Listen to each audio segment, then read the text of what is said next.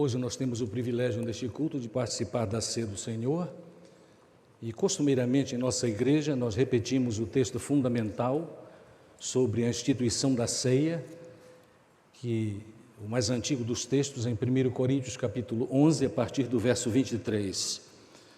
Mas eu aceitei hoje o desafio de tratar de um texto que é considerado por teólogos de muitos grupos religiosos cristãos como um texto extremamente desafiador. O erudito evangélico chamado F.F. Bruce, inclusive, tem um livro precioso que o título é Os Textos Difíceis de Jesus. E este texto que vou ler para os irmãos é um destes textos, visto que há muitas pessoas, muitos cristãos que de fato não entendem este texto. Há inclusive um grupo significativo de cristãos que há muitos séculos interpretava e continua interpretando erroneamente este texto. E o texto que quero ler está no Evangelho de João, no capítulo 6, versos 30 a 58, onde a palavra nos diz: E Jesus lhes declarou: Eu sou o pão da vida, quem vem a mim jamais terá fome, e quem crê em mim jamais terá sede. Mas como já vos disse, vós me tendes visto e mesmo assim não credes.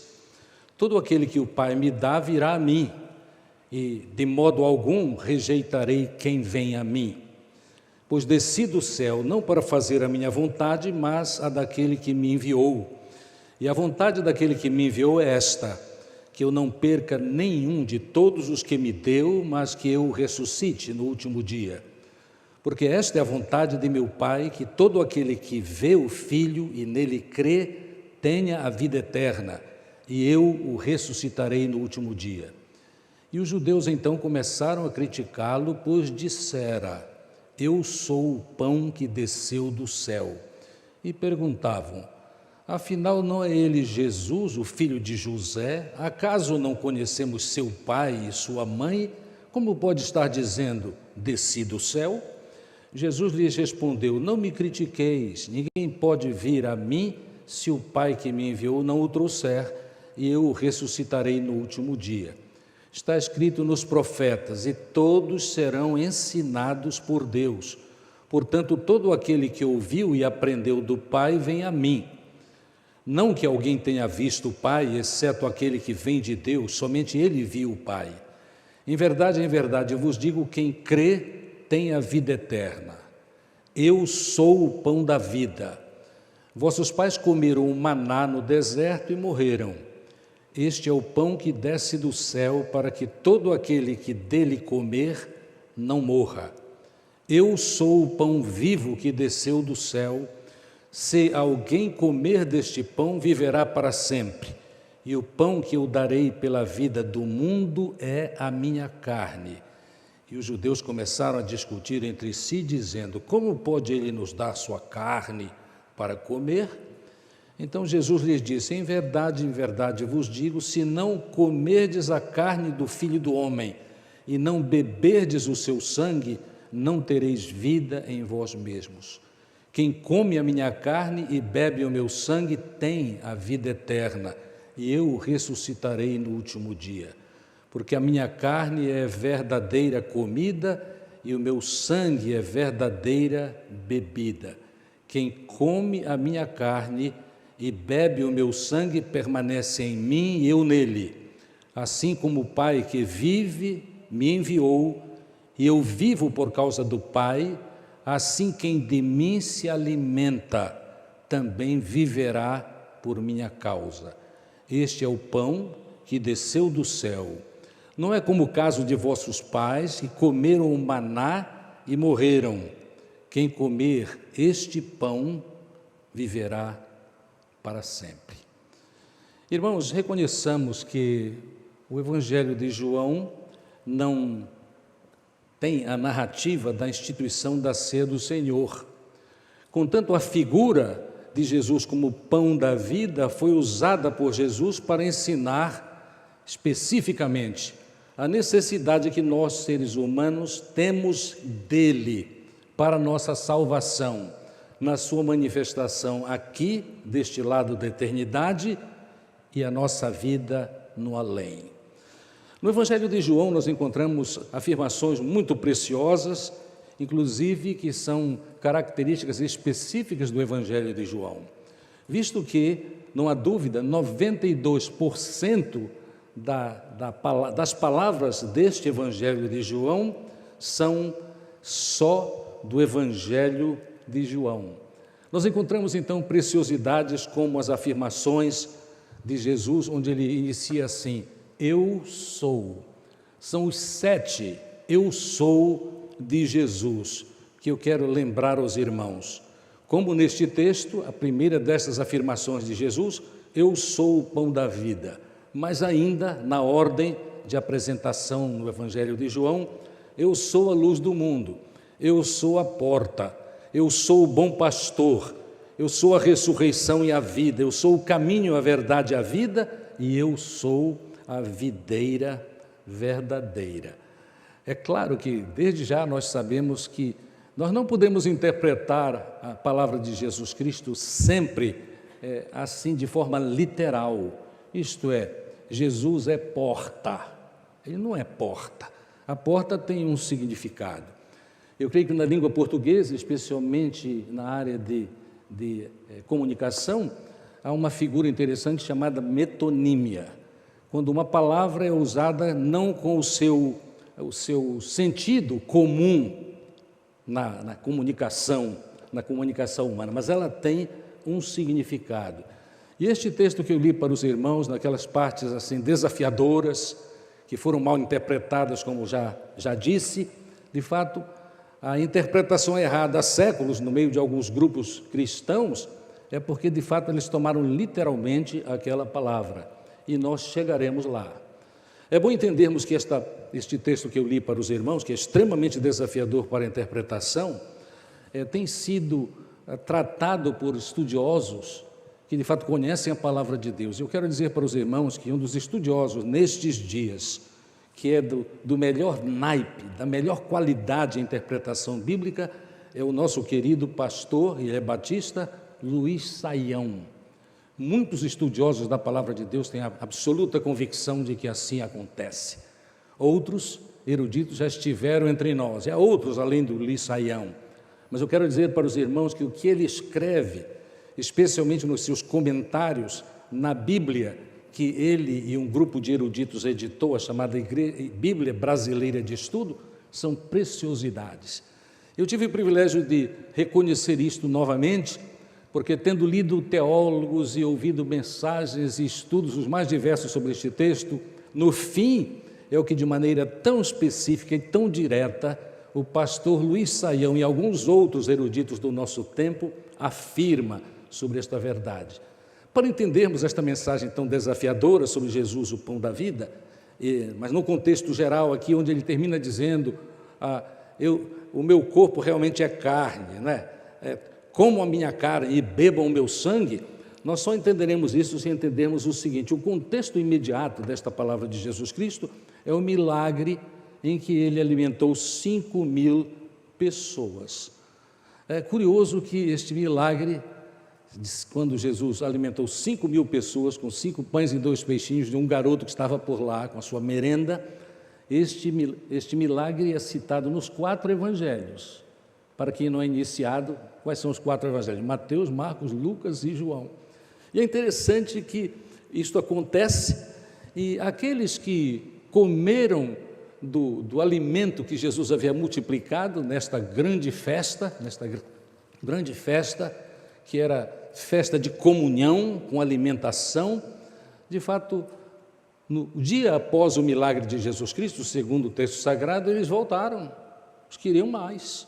E não apenas queriam mais alimento, eles queriam tornar Jesus rei, porque o interesse deles e o plano deles, a ideia que eles tinham é que o Messias viria e lideraria o povo de Israel para libertar-se dos romanos, e ninguém melhor do que um rei que podia alimentar grande multidão de guerreiros desta forma miraculosa.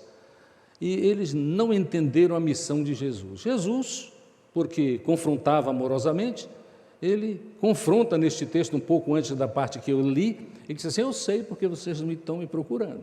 Vocês estão me procurando por causa dos alimentos que vocês receberam. Mas aí ele tem uma lição, por causa do pão que vocês receberam.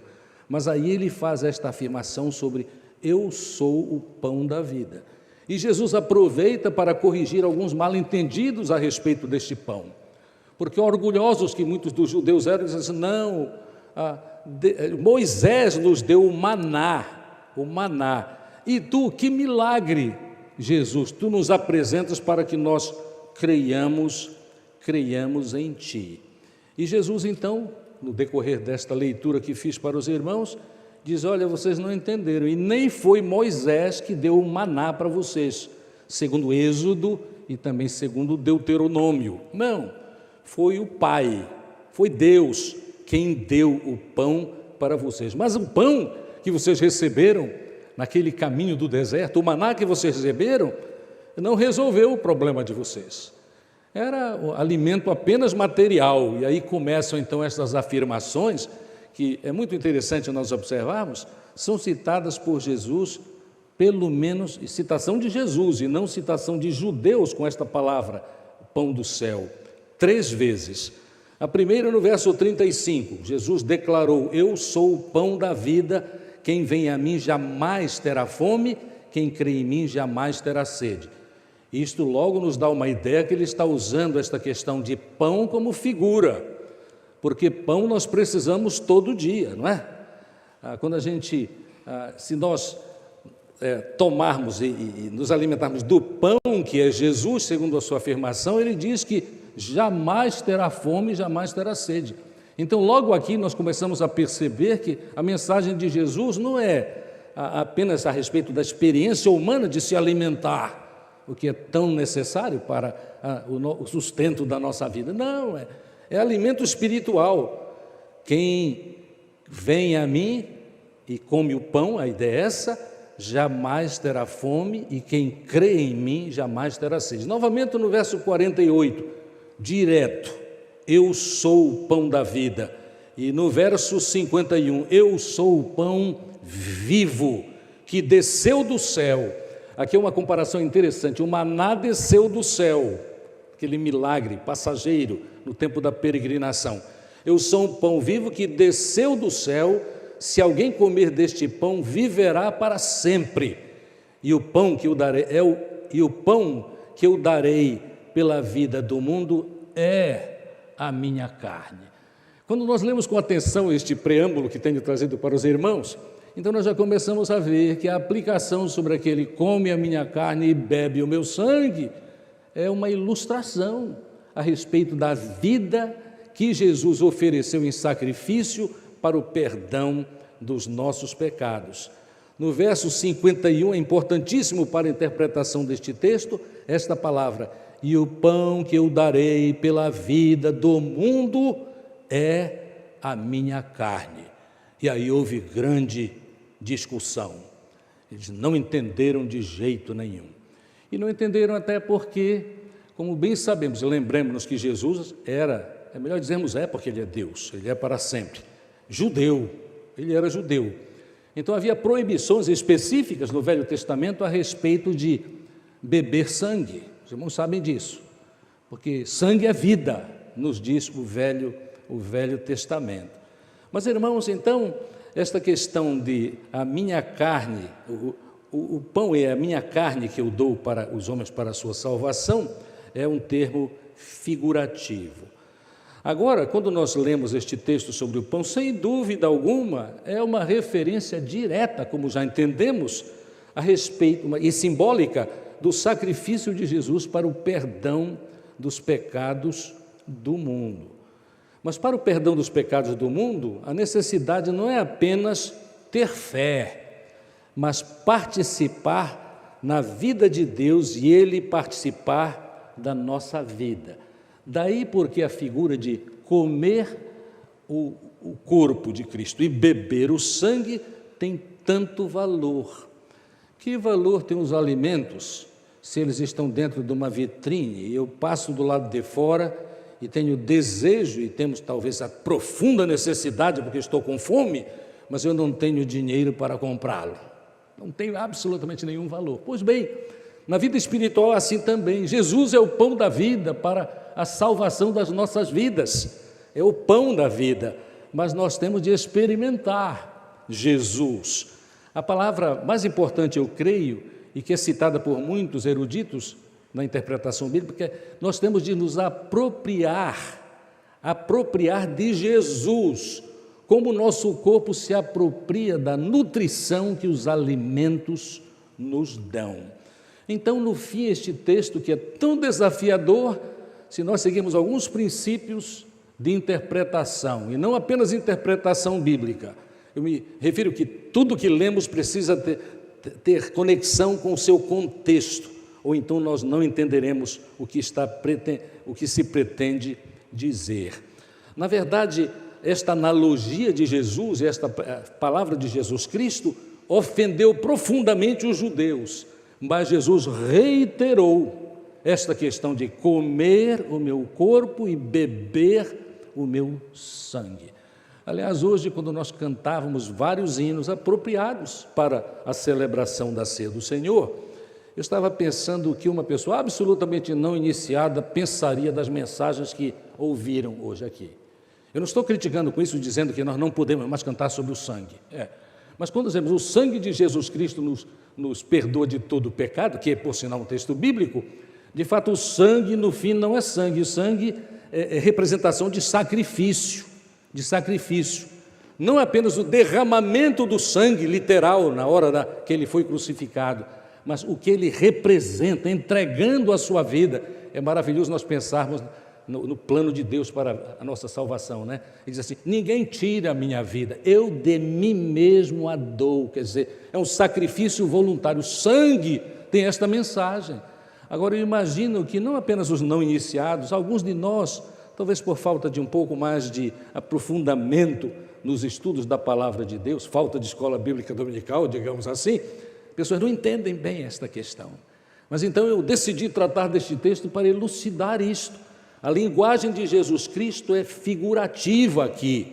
Carne e sangue significam Jesus na sua humanidade e a salvação que ele completou com a sua morte, que nos permite o perdão dos pecados, tão necessário, porque todos nós indistintamente éramos e ainda somos pecadores, mas aqueles que já aceitamos o sangue de Jesus Cristo, o sacrifício de Jesus para o perdão dos nossos pecados, somos pecadores que já somos capacitados, quero dizer, por Deus para vida abundante aqui e vida eterna.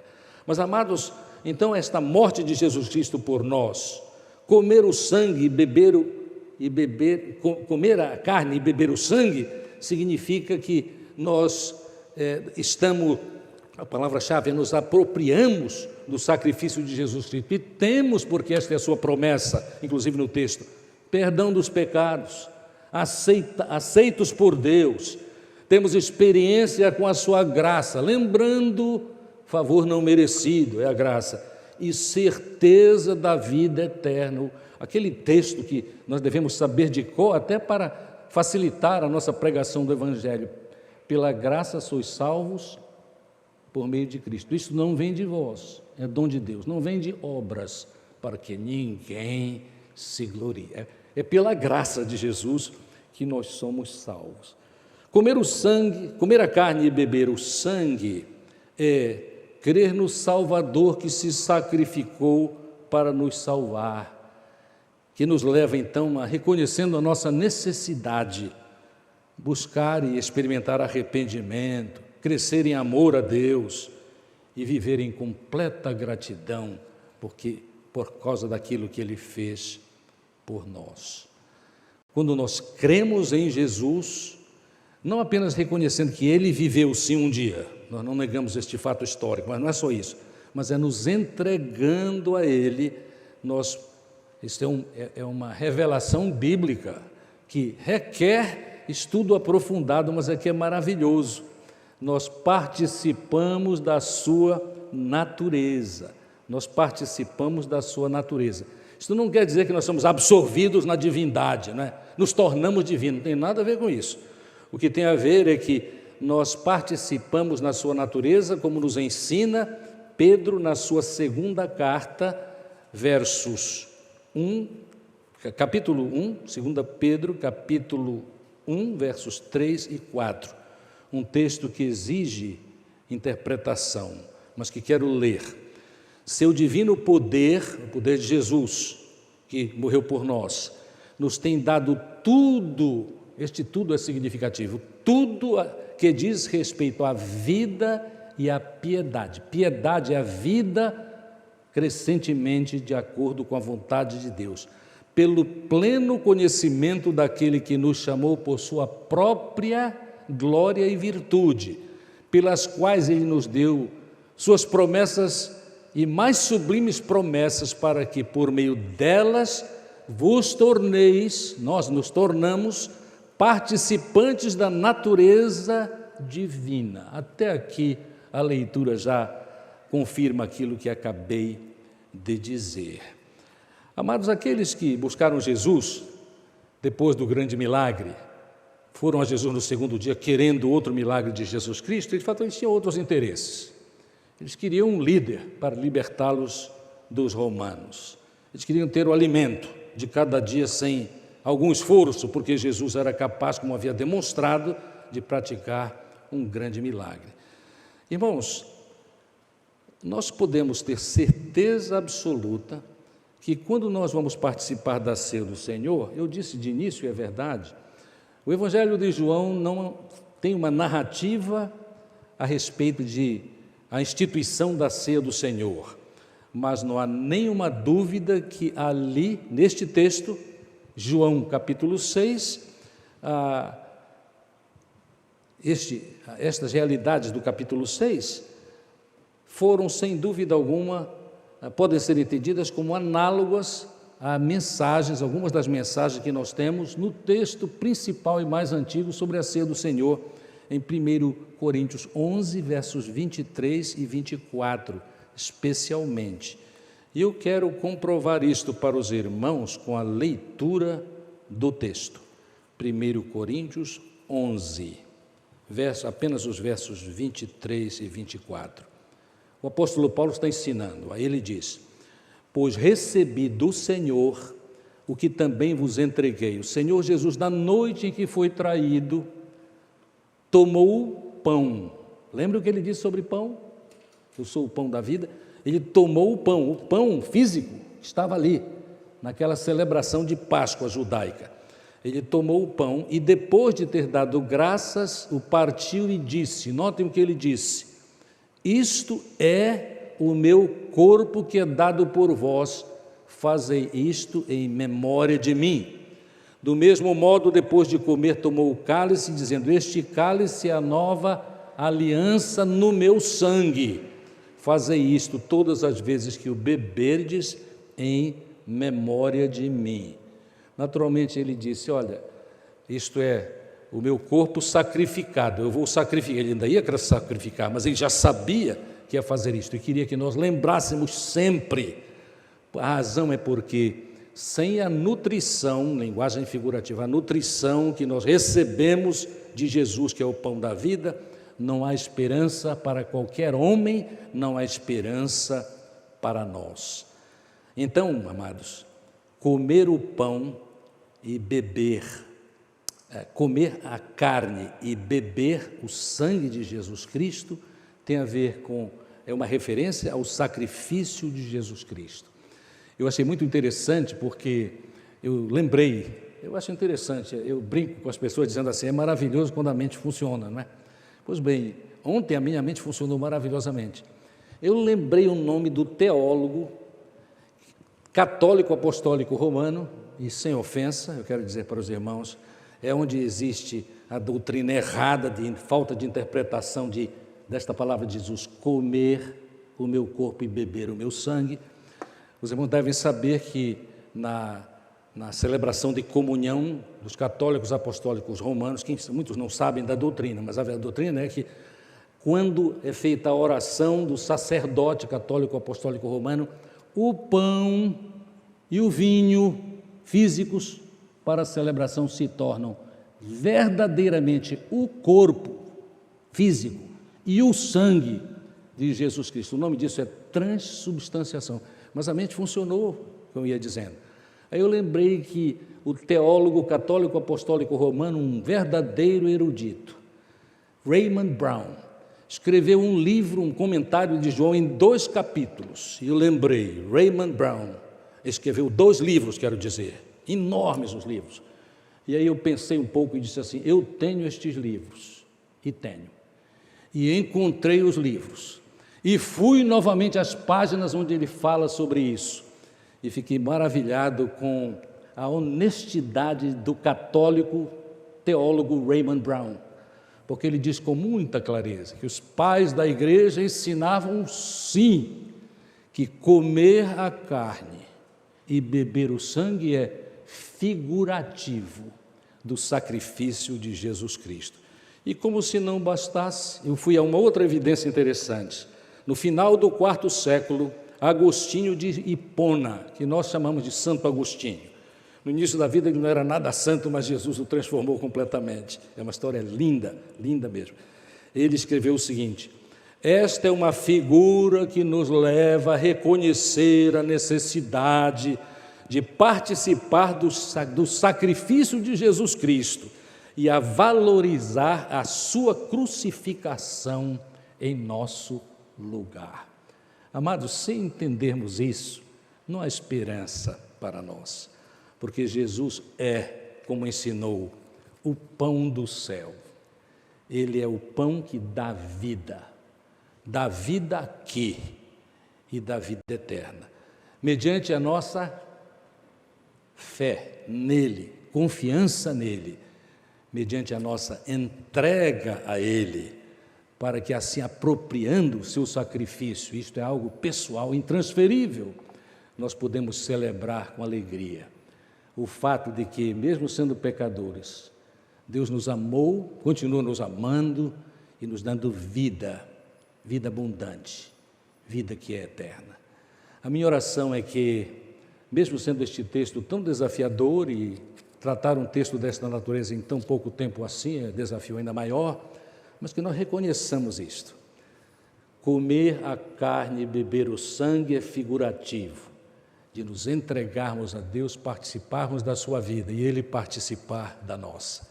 Este texto, esta afirmação talvez traga à mente dos irmãos aquela palavra preciosíssima do apóstolo Paulo. Ele diz assim: agora não mais eu vivo, mas Cristo vive em mim. E a vida que agora vivo na carne, vivo para a glorificação de Deus. É isso aí.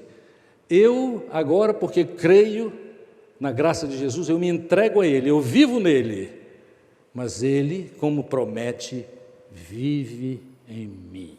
Que privilégio!